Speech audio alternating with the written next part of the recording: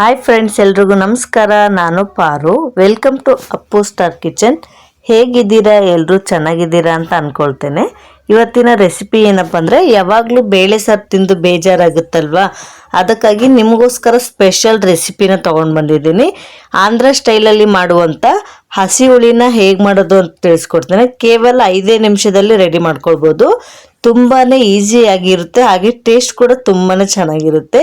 ಈ ರೆಸಿಪಿನ ಹೇಗೆ ಮಾಡೋದು ಅಂತ ತಿಳಿಸ್ಕೊಡ್ತೇನೆ. ಅದಕ್ಕೂ ಮುಂಚೆ ನನ್ನ ಚಾನಲನ್ನು ಹೊಸದಾಗಿ ನೋಡುತ್ತಿರುವವರು ದಯವಿಟ್ಟು ಸಬ್ಸ್ಕ್ರೈಬ್ ಮಾಡ್ಕೊಳ್ಳಿ, ಹಾಗೆ ಪಕ್ಕದಲ್ಲಿರುವಂಥ ಬೆಲ್ಲೈಕನ್ ಪ್ರೆಸ್ ಮಾಡಿ. ಹೀಗೆ ಮಾಡೋದ್ರಿಂದ ನಾನು ಅಪ್ಲೋಡ್ ಮಾಡುವಂಥ ವಿಡಿಯೋಸ್ನ ನೀವೇ ಮೊದಲು ನೋಡ್ಬೋದು. ಈಗ ಮಾಡುವ ವಿಧಾನ ನೋಡೋಣ. ಮೊದಲಿಗೆ ಸ್ಟವನ್ನು ಆನ್ ಮಾಡಿ ಒಂದು ಹೆಂಚನ್ನು ಬಿಸಿಗೆ ಇಟ್ಕೊಳ್ಳೋಣ.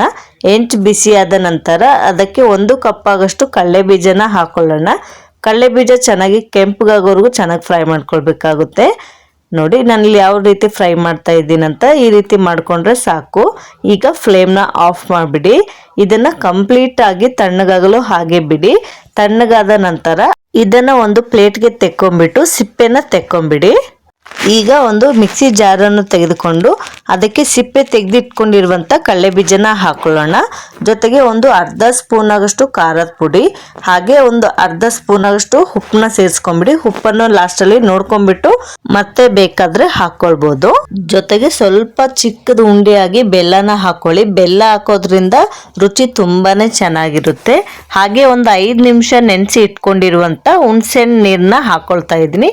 ಒಂದು ಚಿಕ್ಕ ನಿಂಬೆಹಣ್ಣು ಗಾತ್ರದಷ್ಟು ಹುಣಸೆಹಣ್ಣು ತಗೊಂಡ್ರೆ ಸಾಕು. ಈಗ ಇದಕ್ಕೆ ಸ್ವಲ್ಪ ನೀರನ್ನು ಸೇರಿಸ್ಕೊಂಡ್ಬಿಟ್ಟು ಇದನ್ನ ರುಬ್ಕೊಂಡು ಬರೋಣ. ನೋಡಿ ಈಗ ರುಬ್ಕೊಂಡು ಬಂದಾಗಿದೆ. ಈಗ ಇದಕ್ಕೆ ಒಗ್ಗರಣೆ ಕೊಟ್ಕೊಳ್ಳೋಣ. ಮೊದಲಿಗೆ ಸ್ಟವನ್ನು ಆನ್ ಮಾಡಿ ಒಂದು ಕಡಾಯಿಯನ್ನು ಇಟ್ಕೊಳ್ಳೋಣ. ಕಡಾಯಿ ಬಿಸಿಯಾದ ನಂತರ ಅದಕ್ಕೆ ಒಂದು 3 ಟೇಬಲ್ ಸ್ಪೂನ್ ಆಗಷ್ಟು ಎಣ್ಣೆನ ಹಾಕ್ಕೊಳ್ಳಿ. ಎಣ್ಣೆ ಸ್ವಲ್ಪ ಬಿಸಿಯಾದ ನಂತರ ಅದಕ್ಕೆ ಒಂದು ಅರ್ಧ ಸ್ಪೂನ್ ಆಗಷ್ಟು ಸಾಸಿವೆನ ಹಾಕ್ಕೊಳ್ತಾ ಇದ್ದೀನಿ. ಸಾಸಿವೆ ಸಿಡಿತಾ ಇದ್ದಾಗೆ ಅದಕ್ಕೆ ಅರ್ಧ ಸ್ಪೂನ್ ಆಗಷ್ಟು ಜೀರಿಗೆನ ಕೂಡ ಹಾಕ್ಕೊಳ್ಳಿ. ಜೀರಿಗೆ ಕೂಡ ಸ್ವಲ್ಪ ಫ್ರೈ ಆದ ನಂತರ ಅದಕ್ಕೆ ಒಂದು ಕಡ್ಡಿ ಕರಿಬೇವಿನ ಸೊಪ್ಪನ್ನು ಹಾಕ್ಕೊಳ್ಳಿ. ಕರಿಬೇವಿನ ಸೊಪ್ಪು ಕೂಡ ಚೆನ್ನಾಗಿ ಫ್ರೈ ಆಗಬೇಕು. ಅದಕ್ಕೆ ಒಂದು 5 ರಿಂದ 6 ಬೆಳ್ಳುಳ್ಳಿನ ಜಜ್ಜಿಬಿಟ್ಟು ಹಾಕ್ಕೊಳ್ಳಿ. ಬೆಳ್ಳುಳ್ಳಿ ಸ್ವಲ್ಪ ಕಲರ್ ಚೇಂಜ್ ಆಗಬೇಕು, ಅಲ್ಲಿವರೆಗೂ ಚೆನ್ನಾಗಿ ಫ್ರೈ ಮಾಡ್ಕೊಳ್ಳಿ. ನೋಡಿ ಬೆಳ್ಳುಳ್ಳಿ ಕೂಡ ಫ್ರೈ ಆಗ್ತಾ ಇದೆ. ಇಷ್ಟಾದರೆ ಸಾಕು. ಇದಕ್ಕೆ ಒಂದು 1/4 ಸ್ಪೂನ್ ಆಗಷ್ಟು ಅರಿಶಿನ ಹಾಕ್ಕೊಳ್ಳಿ. ಇದನ್ನು ಕೂಡ ಸ್ವಲ್ಪ ಫ್ರೈ ಮಾಡ್ಕೊಳ್ಳೋಣ. ಫ್ರೈ ಆದ ನಂತರ ಆಗಲೇ ರುಬ್ಬಿ ಇಟ್ಕೊಂಡಿರುವಂಥ ಕಡಲೆ ಬೀಜ ಪೇಸ್ಟ್ನ ಹಾಕೊಳ್ಳೋಣ. ಅದಕ್ಕೆ ಸ್ವಲ್ಪ ನೀರನ್ನು ಸೇರಿಸ್ಕೊಂಡ್ಬಿಡೋಣ. ನೀರನ್ನು ನೋಡಿ ನಿಮ್ಗೆ ಎಷ್ಟು ಬೇಕಾಗುತ್ತೋ ಅಷ್ಟನ್ನ ಸೇರಿಸ್ಕೊಂಬಿಡಿ. ಜಾಸ್ತಿ ಗಟ್ಟಿಯಾಗಿರಬಾರ್ದು.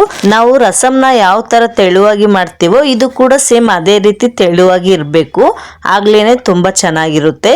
ಇದಕ್ಕೆ ಚಿಕ್ಕದಾಗಿ ಕಟ್ ಮಾಡ್ಕೊಂಡಿರುವಂಥ ಈರುಳ್ಳಿನ ಹಾಕೊಳ್ಳೋಣ. ಹಸಿದೇನೆ.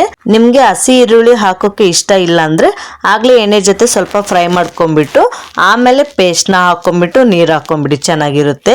ಲಾಸ್ಟಲ್ಲಿ ಸ್ವಲ್ಪ ಕೊತ್ತಂಬರಿ ಸೊಪ್ಪನ್ನು ಉದುರಿಸ್ಬಿಟ್ಟು ಚೆನ್ನಾಗಿ ಮಿಕ್ಸ್ ಮಾಡ್ಕೊಂಬಿಡಿ.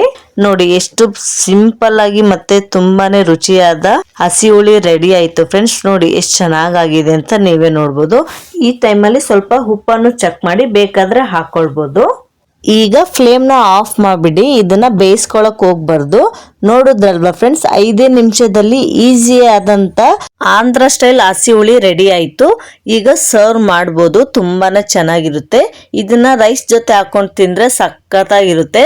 ಒಂದ್ಸರಿ ನೀವು ಕೂಡ ಟ್ರೈ ಮಾಡಿ ಫ್ರೆಂಡ್ಸ್, ತುಂಬಾನೇ ಇಷ್ಟಪಡ್ತೀರಾ. ಯಾವಾಗ್ಲೂ ಬೇಳೆ ಸಾರು ತಿನ್ನೋಕೆ ಬೇಜಾರಾಗುತ್ತಲ್ವಾ, ಡೈಲಿ ಬೇಳೆ ಸಾರು ತಿಂದು ಸಾಕಾಗಿರುತ್ತೆ. ಹಾಗಾಗಿ ಈ ತರ ಹೊಸ ರೆಸಿಪಿನ ಟ್ರೈ ಮಾಡಿ, ತುಂಬಾನೇ ಚೆನ್ನಾಗಿರುತ್ತೆ. ನಾನಂತರೂ ವಾರಕ್ಕೆ ಒಂದ್ಸರಿ ಆದ್ರೂ ಈ ರೆಸಿಪಿನ ಮಾಡ್ತೇನೆ. ತುಂಬಾನೇ ಇಷ್ಟಪಟ್ಟು ತಿಂತಾರೆ ಎಲ್ಲರೂ ಕೂಡ. ತುಂಬಾನೇ ಸಕ್ಕತ್ತಾಗಿರುತ್ತೆ. ಅನ್ನದ ಜೊತೆ ತಿಂದ್ರೆ ಅದು ಅದ್ಭುತನೇ ರುಚಿ. ನೀವು ಕೂಡ ಟ್ರೈ ಮಾಡಿ, ನಿಮ್ಗೂ ಕೂಡ ಗೊತ್ತಾಗುತ್ತೆ ಇದ್ರ ಟೇಸ್ಟ್ ಏನು ಅಂತೇಳಿ. ನೋಡುದ್ರಲ್ವಾ ಫ್ರೆಂಡ್ಸ್, ಇವತ್ತಿನ ರೆಸಿಪಿ ಹೇಗಿತ್ತು ಅಂತ. ಈ ರೆಸಿಪಿ ನಿಮ್ಗೆ ಇಷ್ಟ ಆಗಿದೆ ಅಂತ ಅನ್ಕೊಳ್ತೇನೆ. ಇಷ್ಟ ಆಗಿದ್ರೆ ಪ್ಲೀಸ್ ಲೈಕ್ ಮಾಡಿ, ಹಾಗೆ ಫ್ಯಾಮಿಲಿ ಫ್ರೆಂಡ್ ಜೊತೆ ಶೇರ್ ಮಾಡಿ.